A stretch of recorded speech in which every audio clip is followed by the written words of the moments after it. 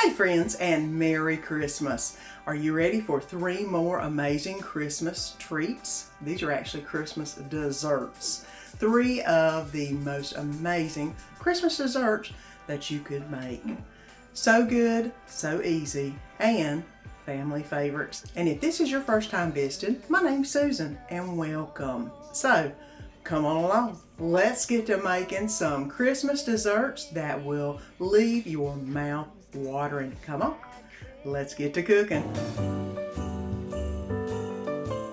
And we're doing a little bit more baking today. Southern pecan praline cake with butter sauce. I actually had a butter pecan cake I was going to make, and then saw Miss Valerie from Valerie Hargett making this one.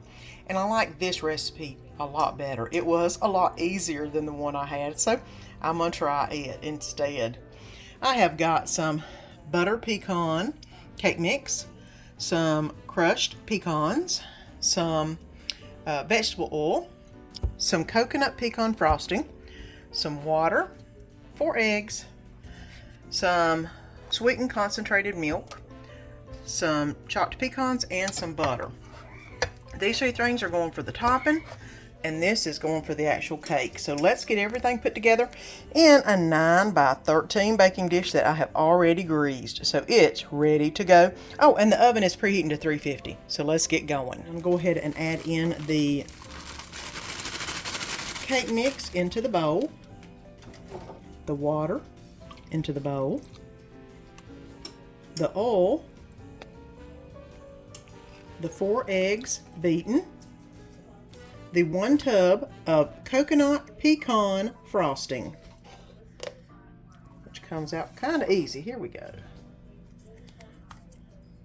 And now I'm going to whisk all this together until it gets nice and combined. And once all of the ingredients are well combined, which they look pretty good right now, I'm going to go ahead and add in the 1/2 cup of chopped pecans and get that mixed in also. Now that I've got everything mixed in together, I'm going to go ahead and pour it into the 9 by 13 baking dish, making sure I get all of the cake mix out of here.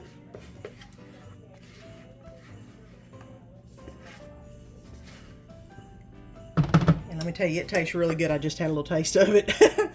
This is going into the oven for about 40 minutes. I will go ahead and probably do it 35 and check on it. But 40 minutes, 350, and I'll bring you back whenever I bring it out, or when I bring it out whenever I start making the actual topping that goes on top of it. And I'm going to go ahead and make the frosting or topping for the cake itself. I'm going to put in 2 tablespoons of butter. I'm going to put in 1 can of sweetened condensed milk. And I have made sure that all of the butter and the sweetened condensed milk are well incorporated. I'm going to go ahead and add in the pecans and get those all mixed around in the frosting mix. Now, this is ready to be put on top of the cake. And I've let the cake and the icing cool down just a little bit. So I'm going to go ahead and pour it over the cake. I'm going to start in the middle and then just let it drip over, because I know it's going to be a little bit wetter. I do know that Valerie did hole pokes in the cake. I'm not going to do that, just because I think it'll be fine, although it is running straight to the sides. So let me go ahead and get this spread all over the cake. Now, that's looking really good. Let me let it cool down just a little bit more before I cut it up and serve it, and then we'll be having a piece of cake. And here you go. Pecan praline butter cake. And oh my gosh, it is falling apart, guys. It's so moist. This is so good. You've got to try it. And let's get going with one of our family favorites. The first video I ever made, Mama Hauser's peach cobbler. And this is a recipe from Danny's Mama Hazel Hauser. So we're going to be putting together some peach cobbler. I have got some apple pie spice. I've got some cinnamon sugar. I've got some milk, butter, sugar, flour, and 2 cans of sliced peaches in heavy syrup. It does make a difference if you like it to be sweet. If you do the in water or whatever, it's not as sweet. It's not as good. I'll tell you that much. I've tried it. So let's go ahead and get to making the most amazing peach cobbler you will ever taste. The thing we're going to do is melt the butter. And let me tell you this, the quick secret on doing that is while you've got your oven preheating to 350 degrees, you go ahead and put 1 stick of butter in a dish. This is, I believe, a 2-quart round dish. And I'm going to go ahead and put that in the oven so the butter can be melting. Now this is basically a layered type of peach cobbler. The first layer is the butter. The second layer is the other ingredients. And I'm going to go ahead and add the flour and sugar into the mixing bowl and add the milk into the bowl. And into this mixture, I'm going to go ahead and add a little bit of cinnamon sugar, not a lot, just a little bit, and a dab of apple pie spice. You don't want to add too much, because if you do put too much in, it does not taste as good. I'll tell you that much. So just a little bit. I'm going to go ahead and get this mixed together. It will make a little bit thicker than a pancake batter kind of dough, but it goes really quick and it's really simple. I mean, this is definitely an easy dessert to make when you don't want to spend a lot of time cooking. The hardest part is what you're seeing here, just putting it together. Now let's get the peaches ready to roll. Now I'm going to go ahead and warm up the peaches just a little bit, just because I don't like them as firm as they are straight out of the can. And then that's whenever I'm going to go ahead and add some more of the apple pie spice. I add a good little bit into the peaches and some of the cinnamon sugar. It does bring out a lot of the good flavors of the peaches. And now I'm going to go ahead and mix this together real quick and let it sit here and warm up just a minute until we get the butter out of the oven. I have got it on about a medium. It doesn't need to cook long, maybe about a minute or two, and then it will be ready to get out and put into the peach cobbler itself. So I'll bring you back whenever I get everything out of the oven so we can layer everything. And the butter is melted. I'm going to go ahead and kind of tell you what's going on. We are now going to start the layering process. The butter is the bottom layer. The bread mixture is the next layer. And I know you're like, what? What you want to do is gently pour the bread mixture over top of the butter.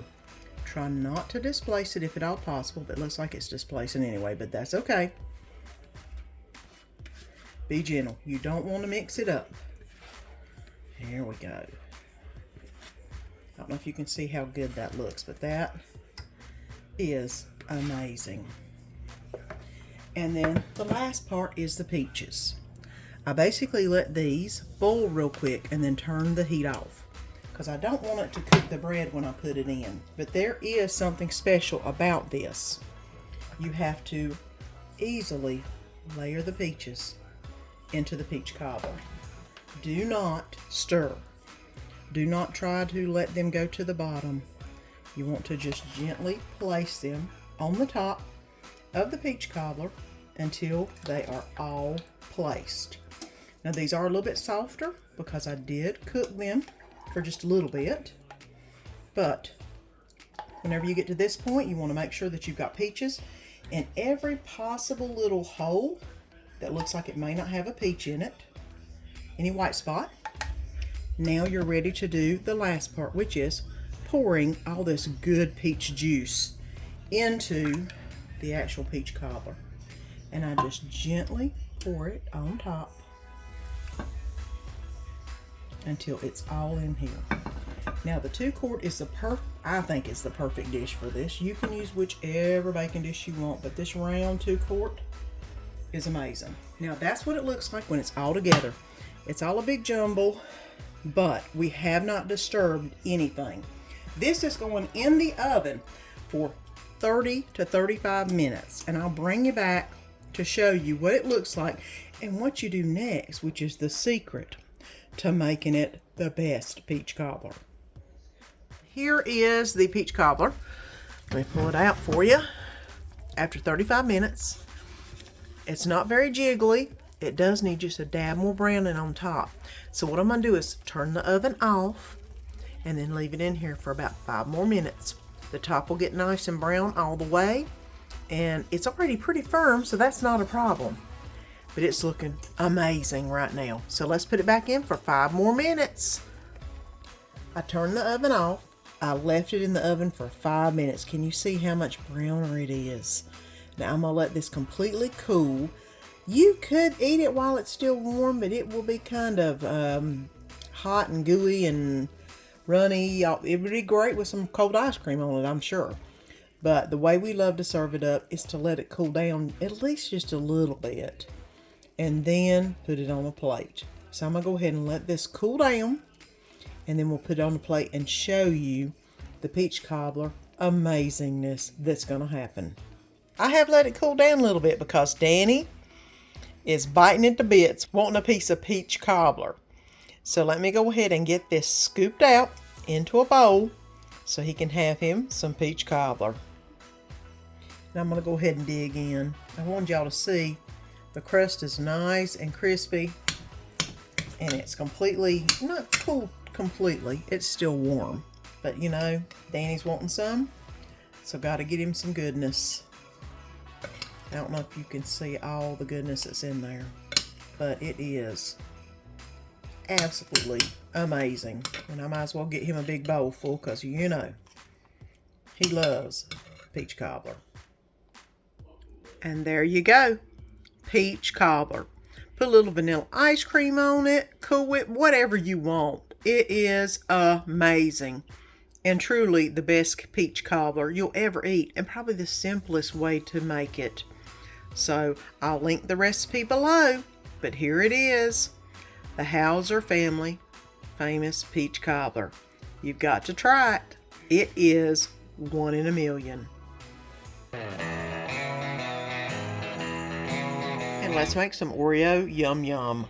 We need some crushed Oreos and some butter for the crust, cream cheese, vanilla extract, milk, some sugar, some more crushed Oreos for the creamy layer, and then of course for the chocolate pudding filling we just need chocolate pudding and some cold milk. I think the whipped cream is actually for the middle layer. But let's go ahead and get all of this put together and into a bowl to make the Oreo Yum Yum. The first thing we're going to do is make the crust. I have got about 1.5 cups of finely crushed Oreo crumbs in here, which I just crushed them myself. And I've also got 3 tablespoons of butter that I have melted in the microwave. Go ahead and get all that butter out of there. And then I'm going to mix this up until all of this gets nice and moist. And this is going to be our crust in the Oreo Yum Yum. Now I've got all of this mixed up. I'm going to go ahead and add this into our dish. And then you can use your hands if you want to. I'm just going to use this spoon and see if I can get it done. You just want a thin layer, which I'm going to have to use my hands. It ain't working right. I just want a thin layer of the crumbs in the bottom. And I've got all of this pretty much mushed in the bottom. It's a pretty good layer. It has little openings, but that'll be fine. It doesn't have to be perfect. And now I'm going to make the middle layer. And I'm going to use the electric mixer. I'm going to go ahead and put in the 8 ounces of cream cheese that I have let soften, and the 1/2 cup sugar. And I'm going to go ahead and use the electric blender to blend this up until it is smooth. And now I've got that blended well together. I'm going to go ahead and blend up the whipped cream mixture. And now this is going to have the 2 cups of whipped cream, or 16 ounces, which it is thick. I am also going to put in 3 tablespoons of sugar and a 1/2 teaspoon of vanilla extract. And I'm going to go ahead and whip this until it forms stiff peaks. And now it's looking pretty good. Look at that. Oh yeah. That's pretty good. I think I'm ready to make the rest of it. And now I'm going to mix together the cream cheese and the whipped cream. And I'm just gonna fold it and mix it together until it all seamlessly mixes. And I'm gonna go ahead and add in the 8 Oreo cookies that I crushed earlier. It's not thin Oreos, but 8 that I've crushed, and they're a decent size. Now I'm gonna go ahead and stir this around. Until it gets all incorporated, which won't take long.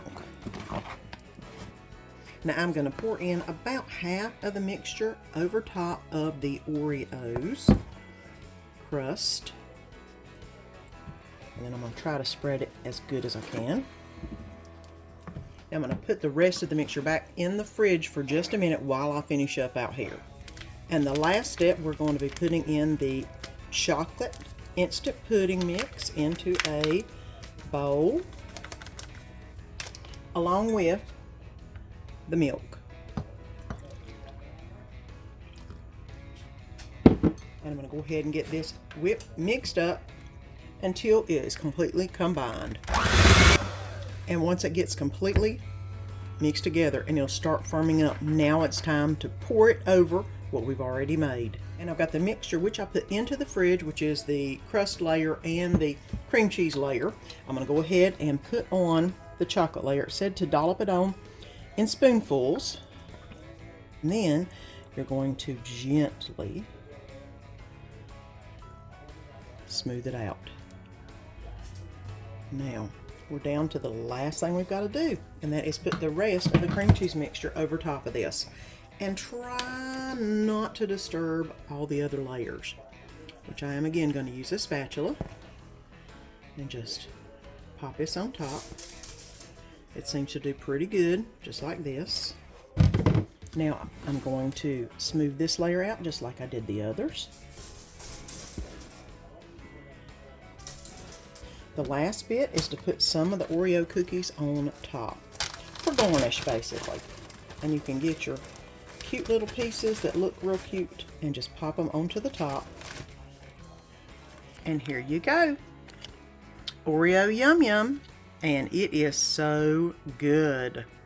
I don't know if you can see all those layers, but look at that goodness. Oh, that is going to be awesome when we cut it into it. And here is the Oreo Yum Yum.